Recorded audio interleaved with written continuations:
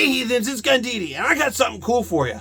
Do you like shooting 22 long rifle, but don't like the 10 round magazine capacity that most guns run? Well, Smith&Wesson just dropped a newer version of the M&P lineup that is a high capacity 22. This is the new M&P 22X, and we're going to do a deep dive into it, so stay tuned.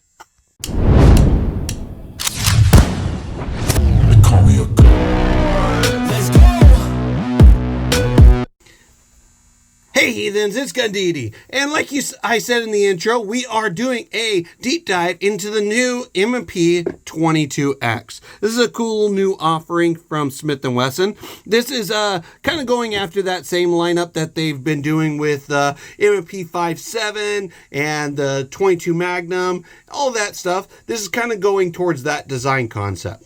Very similar design features with the same like more squared off grip with the less aggressive grip texture, and pretty much the same design features that they've been running. But this is a really neat offering, and we're going to go through it from a nose to rear and see if that's something you guys are interested in. Alright guys, so we have the M&P 22X. This is a little 22 long rifle. I say little, but this is my hand in comparison. This thing is kind of on the bigger size. This is more for like target shooting. But let's go over the features from nose to rear and see what you guys think. So starting at the front, we have a 4.1 inch threaded barrel. Now you see that it's got that thread protector on there that most 22s are running. You take that thread protector off and you put the adapter on so you can run a suppressor, compensator, all that fun stuff. But it's a 4.1 inch barrel. Very nice size for this size gun. Down below you have a 4-slot Picatinny rail so you can put all your lights, lasers, grenade launchers, all that fun stuff right on top there. Well, sorry, right on bottom. Going up on top, we have a nice bright fiber optic front sight post. That is very bright, easy to see at night, or well, during the day, and more for like that target shooting, like I said. And it is accompanied with a blacked out rear. So this gun was specifically designed for that target shooting style. There's no slide serrations on the front of the gun. That's pretty typical, but it is interesting that they went with no slide serrations because they've been putting slide serrations on the front of their guns pretty much all the way across the board. But yeah, it's got the M&P 22X badge up there, but it's not huge. It's not a giant billboard, which is kind of nice. They could have made a huge billboard here saying Smith&Wesson, but they just kept it pretty calm with a Smith&Wesson logo, an M&P logo, and the little tiny font saying 22X. Pretty nice. Moving on across, you have your takedown lever. This is your standard, like Smith&Wesson style takedown lever, of course. We'll get into taking it down here in a moment. Going on down, we have a nice flat-faced trigger, flatter-faced trigger. It's got the trigger blade safety, of course, and that trigger blade safety is a nice, large trigger blade safety and goes flush with the trigger shoe. So you don't have to worry about getting that little Glock knuckle or Glock bump that you get when shooting guns that don't have that trigger blade safety going flush with the trigger face. But let's go ahead and check out that trigger real quick. Now this is a 22, so I'm not going to dry fire it a bunch, but we will go ahead and show you it's unloaded. And we got a little bit of creep to get to a wall. A little stiffness, but a nice clean break. Let's see that reset. A little bit long, a little bit of staging to get back to the wall. And then it is a little bit on the heavy side for a trigger. I will say that. It's not terribly heavy, but it is a very firm wall to break through. So it feels a lot heavier than it probably actually is. Now this trigger guard is a little bit on the small side. So if you're running a gloved hand, there's a chance that this might be too small for you. It's very interesting that they went with such a small trigger guard instead of going out maybe a little bit wider and making it a little bit more accessible for those with gloved hands. Interesting. Now, moving on across, we have, of course, your slide stop that is right here, and it is pretty well recessed in to where that slim profile, this is only 1.13 inches wide. So very similar to like most of those micro series of pistols in width. So they had to keep everything pretty tight to keep that width down. And you can see the slide stop there kind of is the only thing that really sticks out of this whole group. It's the only one that sticks out, which is kind of nice because that's the only thing that you're going to need to get good access to real quick. Now, you do have ambidextrous slide releases, and you have ambidextrous frame safeties. These are a standard up is safe, down is fire, safety. So very similar to your 1911 style safeties, and it's on the rear of the gun, so you can kind of ride it if you want. Very interesting. Now, moving on down, we do have a magazine release that is swappable to the other side. So this gun is fully ambidextrous out of the box. You just do have to do a swap of the magazine catch if you are a lefty.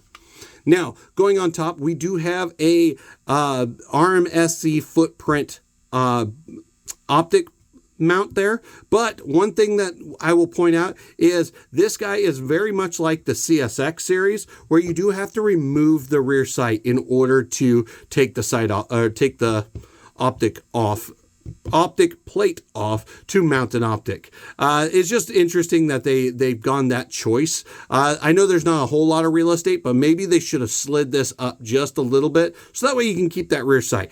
It's kind of a bummer that they don't have that rear sight on there when you take it off for the optic. It's probably a redesigning for Gen 2 of these guns in the future, Smith. But going on, you do have some nice aggressive serrations on that slide, so you can rack that slide very easily. And you do have little thumb ledges here, so you can get a good grip and get into that thumb ledge and get that slide racked pretty well. Now the slide is a little bit on the grittier side. Now this is an aluminum slide. It's not a stainless steel slide. That's how they keep the weight so low on this guy. This guy weighs about a pound all the way across. 16 ounces, 16 and some change in ounces. But it's an aluminum slide. It is a 22 long rifle, so it doesn't need to have a steel slide. Just needs steel barrel and steel inserts. As you can see, there's a little steel insert right there.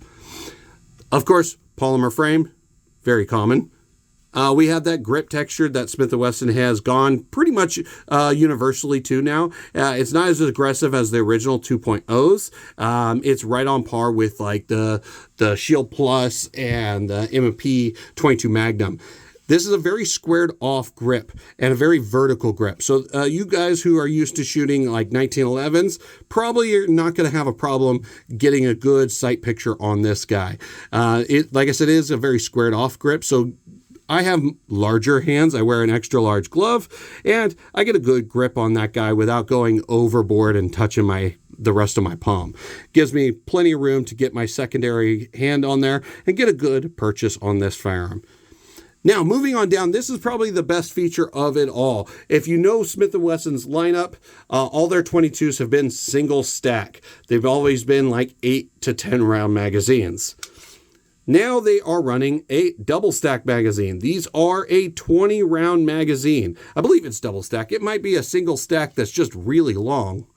But very interesting that they went this route because everybody is going to these larger magazine capacities. I mean, Smith&Wesson is the farthest behind when it comes to these guys, besides maybe Ruger. Ruger still hasn't come out with a double stack 22.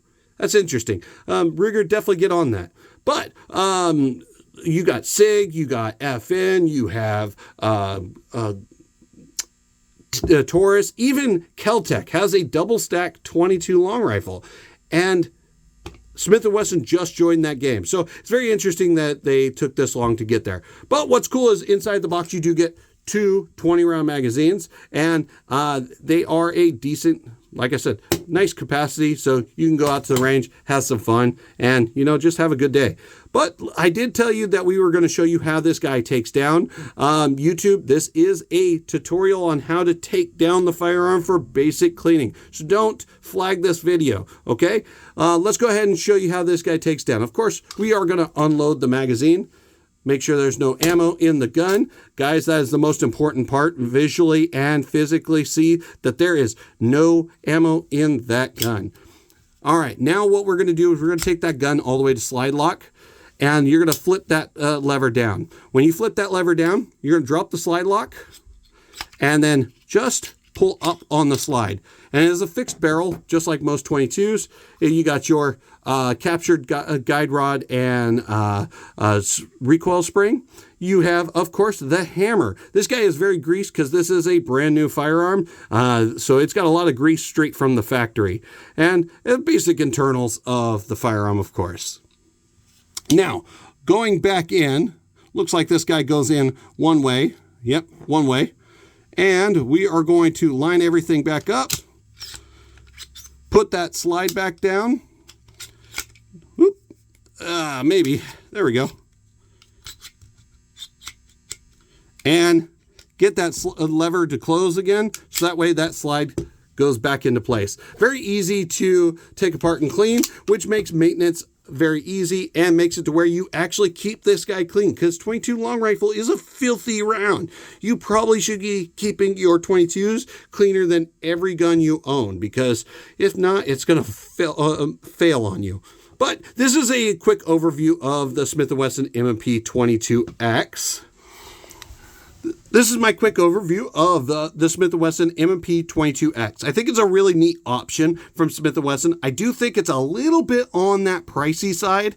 It's hovering around that $500 to $600 mark. $400 to $500 mark. I apologize. Which is kind of on the pricey side, but it's very similar to like the Sig P322. So if you've already bought a P322, it's in that same ballpark price range. It is still significantly higher than the Taurus TX22 and ridiculously higher than the Kel-Tec P17.